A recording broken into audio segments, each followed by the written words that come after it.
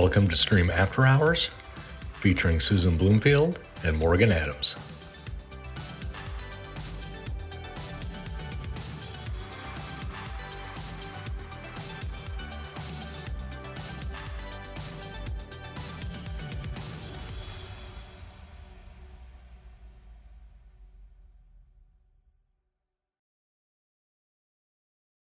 Pretty exciting. We're setting a precedent. Yeah. We're really excited to have these conversations with the women of Stream. So, but I'd like to get started by having you tell people, a little bit about yourself, who you are, what you do. Sure. Thanks for having me again. Pressure's on a little bit. But my name's Morgan Adams. I am from Orange County, California. I went to Corona Del Mar High School, and I went to the University of Alabama, Roll Tide. And then I came back home, and I've been here since. I've been with Stream for, I just hit my 4-year mark, actually. Which is crazy. Time flies. Thank you. It does. Let me ask you something. Since you've been doing it for 4 years, how did you get your start in commercial real estate? Sure. So I was living in the area, working in the area, and my brother, Mike Adams, who's actually one of the managing directors of our Greater LA office, he has worked here for, you should fact check me here, but I think he was the first hire in this region, like 2007, 2008. So I've been watching Stream from afar for quite some time, and I was working a sales job that I really liked, but it was all over the phone, and I didn't like that I couldn't meet people face to face and have like that, social interaction that I love and crave so much. So he introduced me to Stream and the commercial real estate industry as a whole, and he introduced me to a couple people in Dallas and a couple people in our Orange County office, and I met with them, and I was just sold and ready to go, ready to make the switch. What sold you? On Stream? The people, honestly. Go to any location that we have, the culture is the same.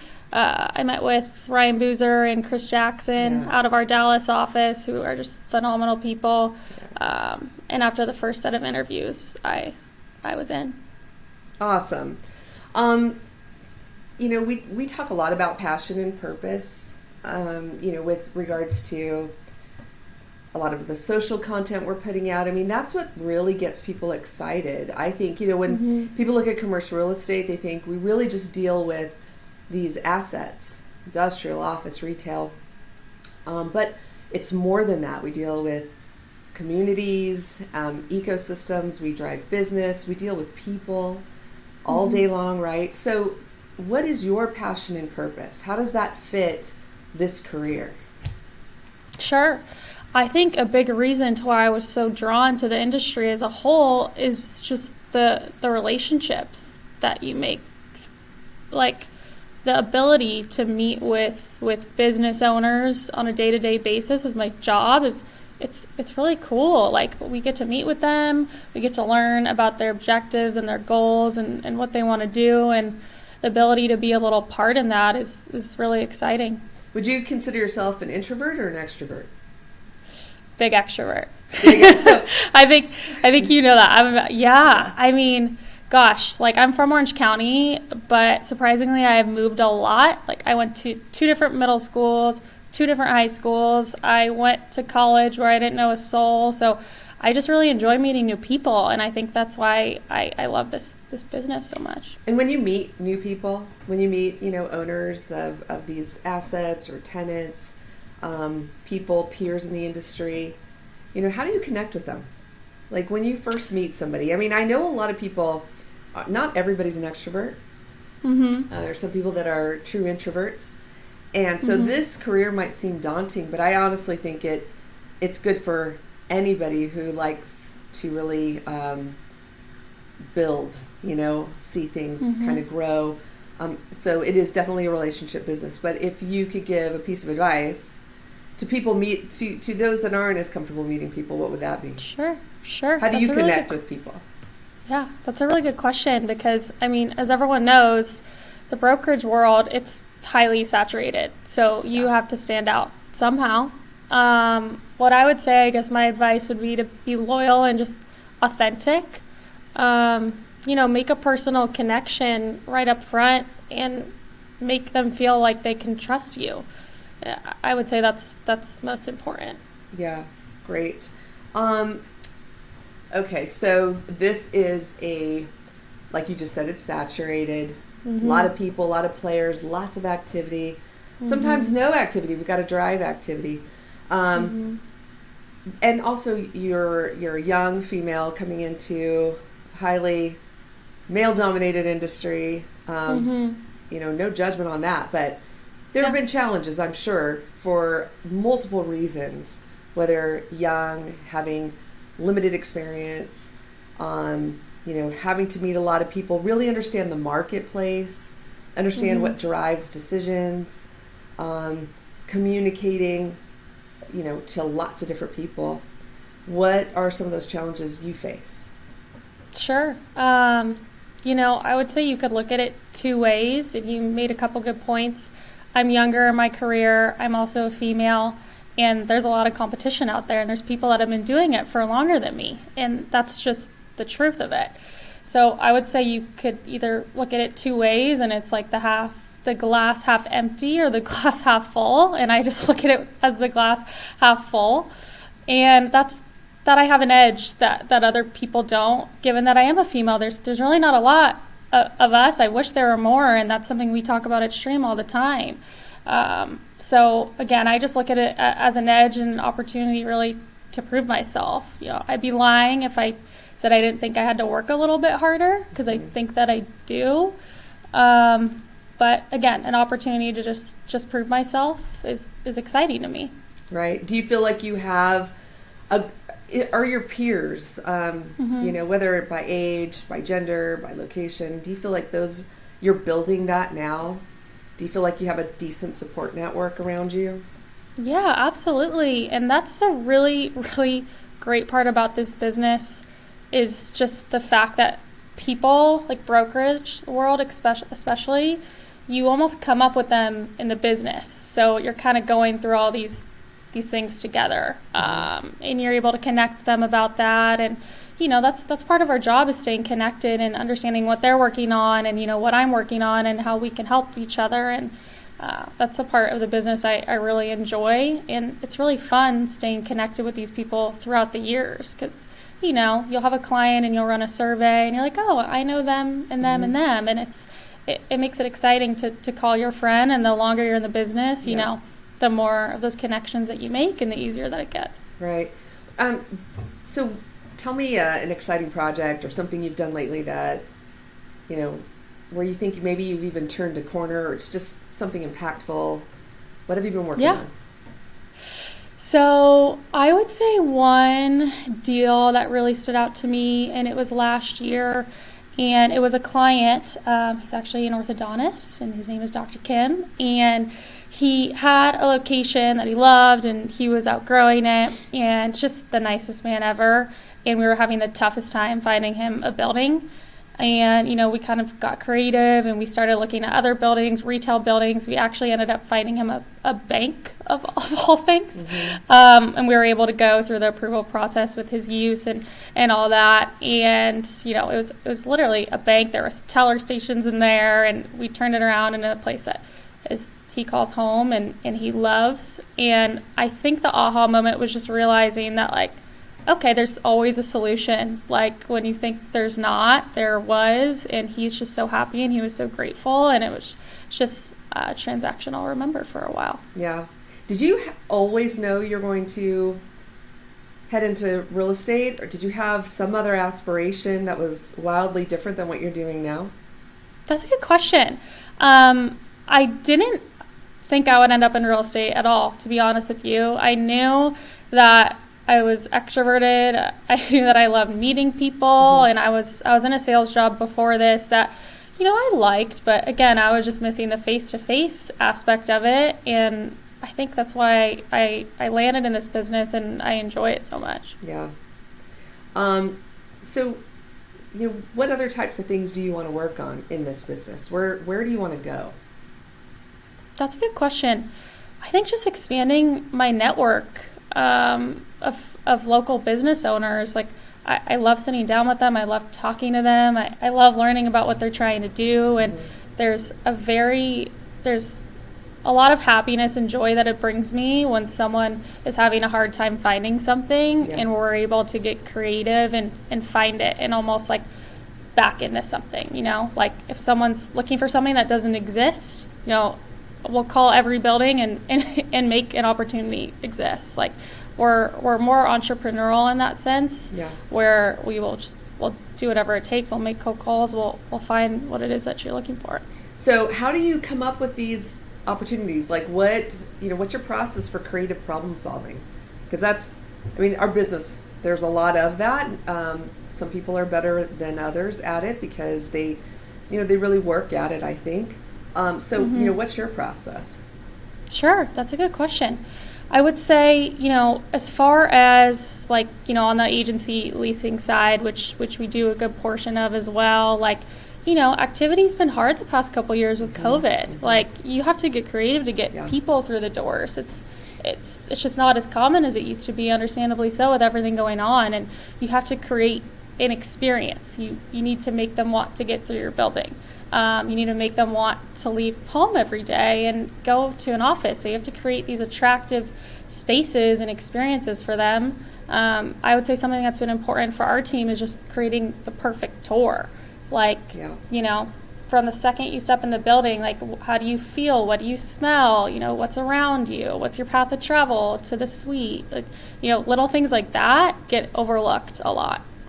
I'm glad that you said that because Stream is really moving into creating better and more customized experiences, whether it's on our property management side or leasing side, just ingrained in our DNA. It's really that high level of touch, customization, and great care, right, of the people in our presence and in our buildings or those that we're representing.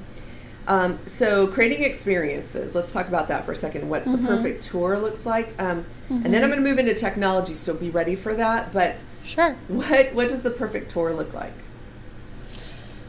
It's knowing from the second, before they even get there, telling them where to park, telling them, where to turn off, of making it just oversimplifying it. Right. Making it as easy as possible for them, because again, it's, you have to create a want for them to be there and to meet with you. Yeah. So before you even meet them, tell them where to park, tell them to meet you at this spot in the lobby. The branding of the building, bringing them a water bottle with the logo, bringing them a brochure, asking them if they're familiar with the area. If the building has any amenities, take them there first. Show them all the common areas. Really, it's so important from every little detail. Maybe telling them about a lunch spot across the street that they can go to after, telling them about the area. It's very important, and something we've worked hard on with every building that we lease is creating that from start to finish. Before we even get our marketing materials live, we want that nailed down. Yeah. I'm glad that you talked about brand too. It's important to have a brand for the assets you're representing, but what about for you? I've seen Mike with his Tour Tuesdays and a lot of the social media initiatives that he's initiated. And so, from a technology or use of social media, how do you feel about those things? Where are you, how are you, staying on top of what's relevant and trending and what will reach the most people with regards to your brand? Sure. Good question. Tour Tuesdays. You'll be excited to know I'm going to be a part of Tour Tuesdays soon. Nice. So stay tuned. But yeah, like you said, I'm a little more behind the scenes with all that stuff than a couple other members of the office, but I applaud it because it's really, really important.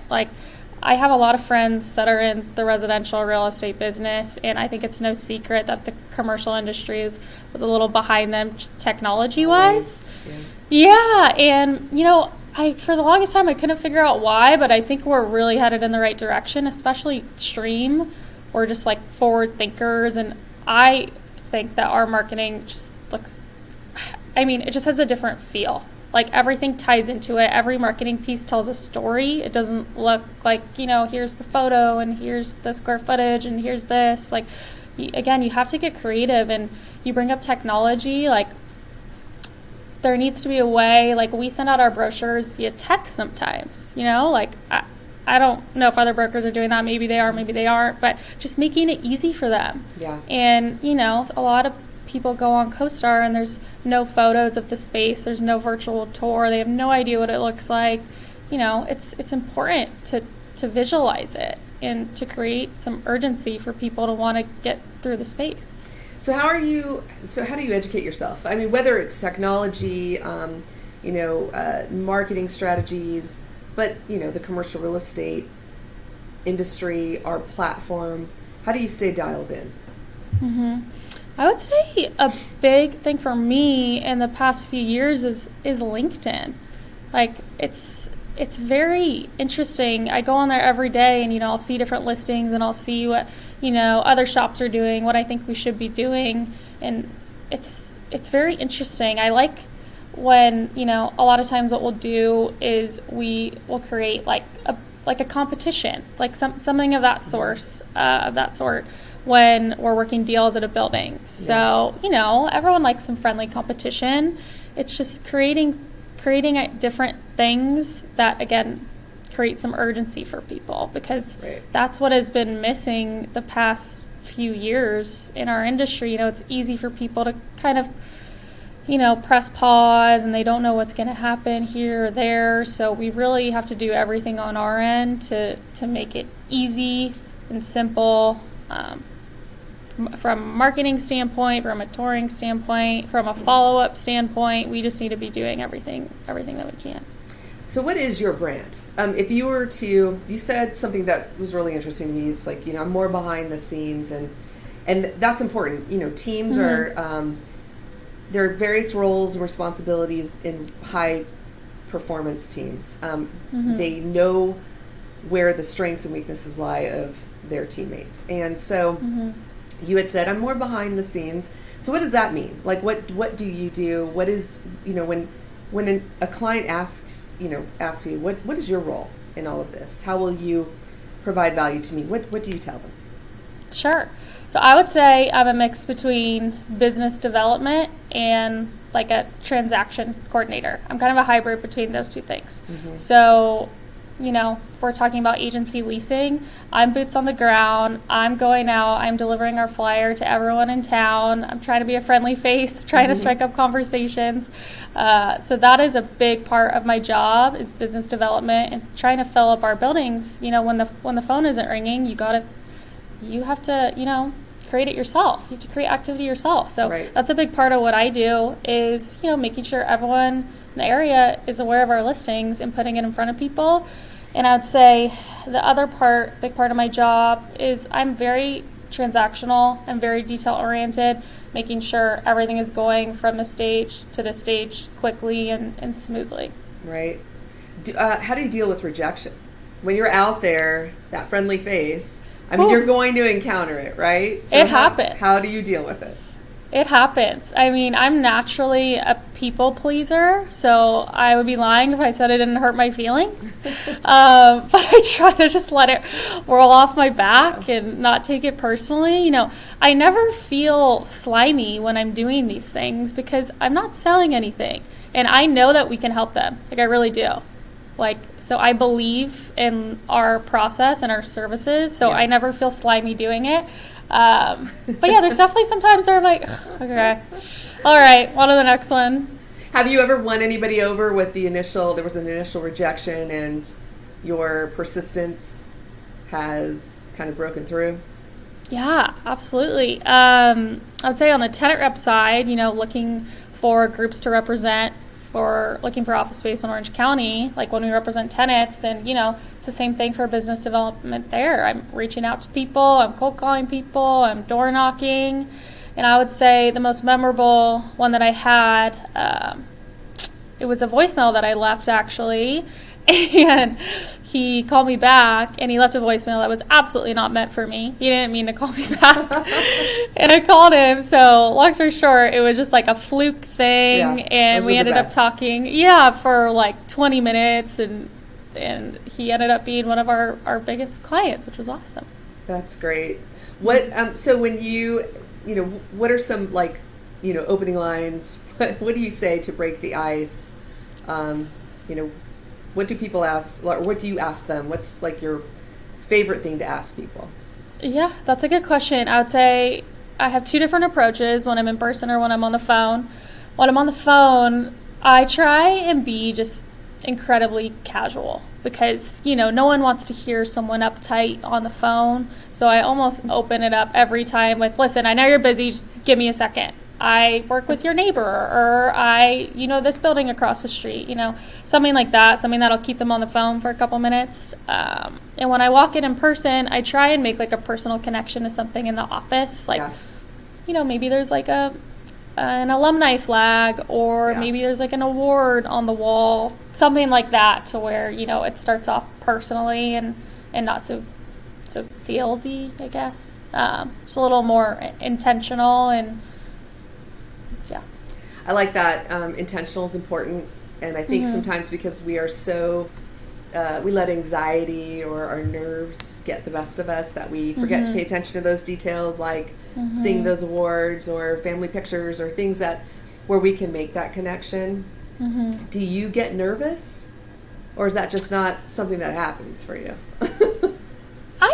I weirdly don't, and I know, I just the first 50 times, I was so nervous.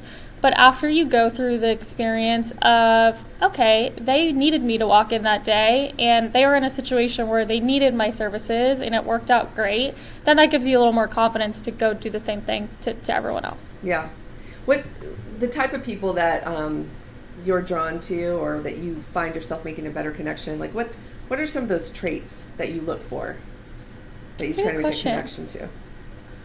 I would say just loyalty and really just being authentic is really important to me. And you can feel it right off the bat, And I love working with those type of people. It's just, I would say those are the two things.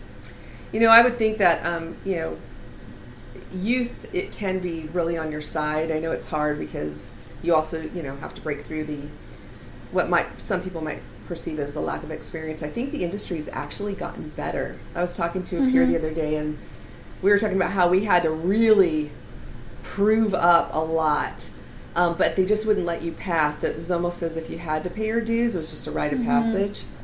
Right. So youth was not favorable, but now I think it is. And I do feel like people like to help people in their youth really carve out a career.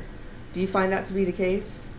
I totally agree. The way I look at it is, the people that have been in this business for 2x the time that I have, they were at my stage at one point, and that's what I like to think of it as. And I think you made a good point also that sometimes, someone that I'm walking into or cold calling, my voice sounds younger, I look younger, and they might be like, you know what, she will work really, really, really hard, Yeah, maybe more than, and I'm not saying, the other person wouldn't, but I think you make a good point in that they're like, I'm gonna give her a shot, and we'll see how it goes. And what do you want to be known for? Ooh, that's a good question. I would say just easy to work with. That's really important in our industry because, if you have a certain amount of deals going on and you're trying to get 3 different groups through for 3 different tours that week, I can't tell you how important it is for people to make it easy to tour their buildings. And sometimes that's just not the case. Yeah. So I would say I really appreciate that on the other end. So I hope people think that about me as well. Yeah. What would you like people to know about you today? Ooh. This is a perfect branding moment for you. This is a good branding moment for me. I would say, there's a lot of misconceptions about me that I'm an assistant or I don't drum up deals by myself. And I would say that's one thing I would like people to take away from it is I'm out there, I'm working just as hard as everyone else. I'm making the calls, I'm walking into buildings, I'm finding deals on my own. That's probably one thing I would like everyone to know. I can totally vouch for that. And the easy to Yeah. work with piece, I can also say that Thank you. Thank almost you. everybody I know think that of you. So that's Thank you awesome. very much. What advice would you give to people entering this business or even or considering it? The pros Okay. and cons. Okay. I would say, gosh, meet with as many people as you can. I know that sounds generic, but it is so important. I remember when I was about to start the business, Mike, my brother, he connected me with someone, at all the shops, you name them. One here, one there, one Yeah. there. And it's so important and across different service lines too, because you don't know. You might think you want to do brokerage, you might hate it. You might want to be in marketing or a property manager. I would say just talk to as many people as possible. I was so happy that I did that when I did. And even when you get into the business, try and keep that up because those relationships will serve you for a long time. Like I still talk to the brokers that I met when I was about to start in the business, and it's just great. So Morgan, really important question. Who have been the Yes. mentors in your life and career, and who do you feel, at least at this moment in time, has had the strongest or a very strong influence or impact? It was a very good question. I think I'd have to point out a few people, to be honest with you. First and foremost, I'd have to say Mike Adams, my brother. Um, I mean, he's invested a lot of time in me and he's taught me such good work habits. I mean, I get amazed every week that his sometimes outworks me. I'm like, wow. He's been in the business over 10 years and he's working incredibly hard. He's taught me such good work ethic and he's taught me the business inside and out. So he has had a very, very large impact on me and again my work habits and just my day to day and my knowledge of the industry. I would also say, Marty People, just having access to him. I mean, him coming from Collier's in his resume, he sits a couple desks over from me. So, again, just having exposure to him and his knowledge every day is amazing. And, catching up with him one on one is just always very, very impactful on me and my decisions in my career.